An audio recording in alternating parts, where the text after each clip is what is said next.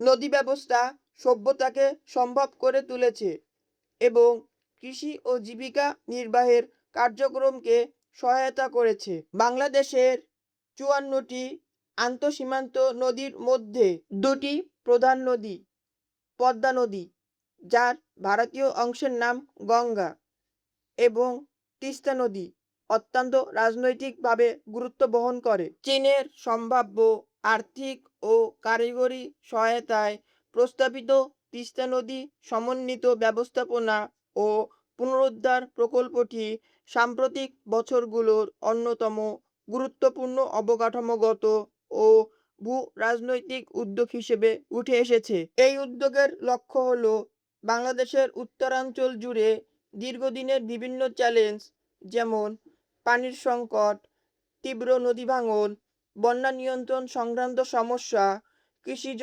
উৎপাদনশীলতা হ্রাস এবং পরিবেশগত অবক্ষয় মোকাবেলা করা। উজান ও ভাটির উভয় অঞ্চলের মানুষই কৃষিকাজের জন্য তিস্তা নদীর উপর নির্ভরশীল, কিন্তু ভারত পানি সরিয়ে নেওয়ায় নদীটি পানির চাহিদা মেটানোর ক্ষেত্রে সংকটের মুখে পড়েছে। বাংলাদেশের উত্তরাঞ্চলের মানুষ তিস্তা অববাহিকায় খরা ও বন্যার দ্বিমুখী সংকটে বছরের পর বছর ধরে ভুগছে। শুষ্ক মৌসুমে ভারতের পশ্চিমবঙ্গ রাজ্যের গজলডোবা ব্যারেজের মাধ্যমে উজানে পানি সরিয়ে নেওয়ার ফলে নদীতে পানির পরিমাণ অত্যন্ত কমে যায়।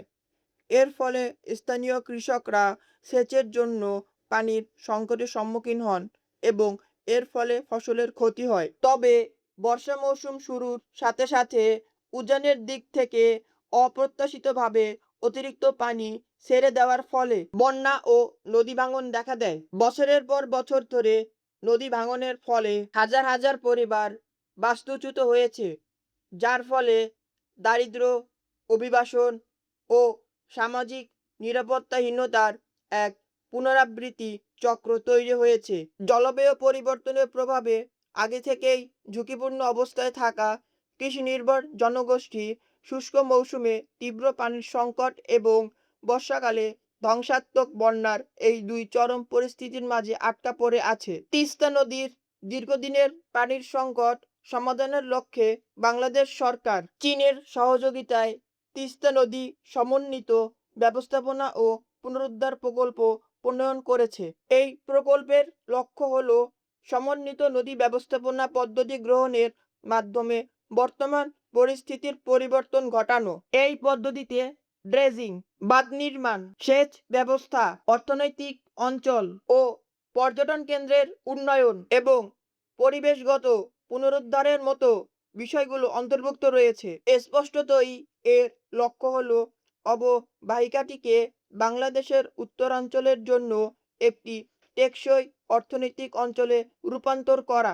এই উদ্যোগটি সফলভাবে বাস্তবায়িত হলে দক্ষিণ এশিয়ায় নদী ব্যবস্থাপনার ক্ষেত্রে অন্যতম গুরুত্বপূর্ণ এক রূপান্তরের সূচনা করতে পারে।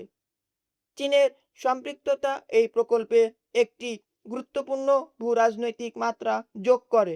গত এক দশকে চীন বাংলাদেশের অন্যতম বৃহত্তম উন্নয়ন সহযোগী হয়ে উঠেছে এবং বেল্ট অ্যান্ড রোড ইনিশিয়েটিভ প্রজেক্টের আওতায় সড়ক, সেতু, বন্দর, জ্বালানি, টেলিযোগাযোগ ও শিল্প অবকাঠামো খাতে বিপুল বিনিয়োগ করেছে। তিস্তা নদী প্রকল্পের প্রতি বেইজিংয়ের আগ্রহের মূলে রয়েছে দক্ষিণ এশিয়ায় যোগাযোগ ও সম্পর্ক গড়ে তোলার বৃহত্তর কৌশলগত লক্ষ্য। বাংলাদেশের প্রেক্ষাপটে চীন একটি কঠিন প্রকল্প বাস্তবায়নের সুযোগ করে দিবে, কারণ চীন থেকে প্রাপ্ত অর্থায়নের মাধ্যমে কাজটি সম্পন্ন করা হবে।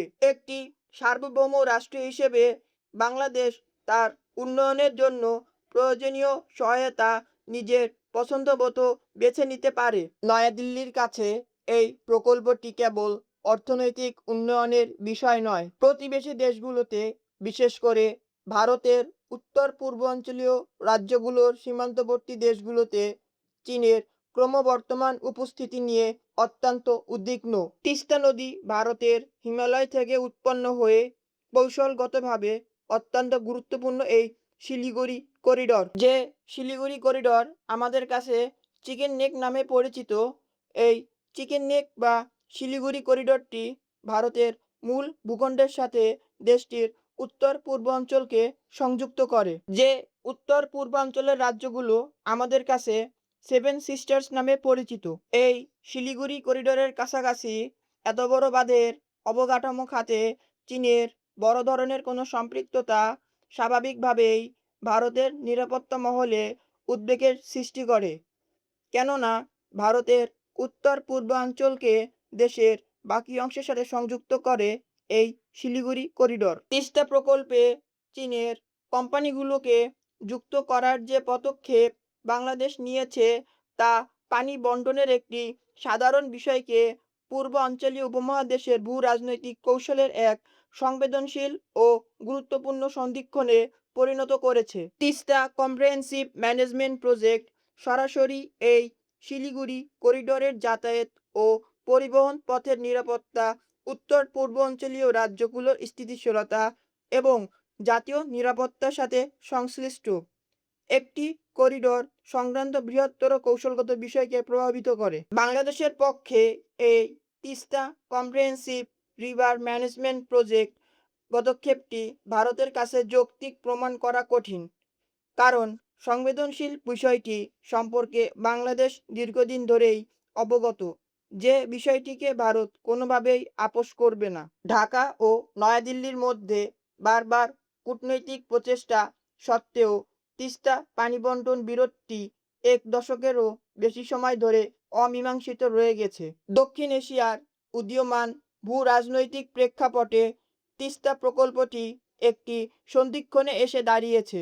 চীন ও ভারতের মধ্যকার প্রতিযোগিতা কেবল ভূখণ্ডগত বিরোধ থেকে সশস্ত্র সংঘাতের পর্যায়ে গড়ায়নি, বরং তা অবকাঠামো ও উন্নয়ন, অর্থায়নের মতো ক্ষেত্রগুলোতে বিস্তৃত হয়েছে। ভৌগোলিক অবস্থান, অর্থনৈতিক প্রবৃদ্ধি, জনমিতিক শক্তি এবং বঙ্গোপসাগরে সহজে প্রবেশের সুবিধার কারণে বাংলাদেশ এই প্রতিযোগিতার ক্ষেত্রে অন্যতম গুরুত্বপূর্ণ দেশে পরিণত হয়েছে।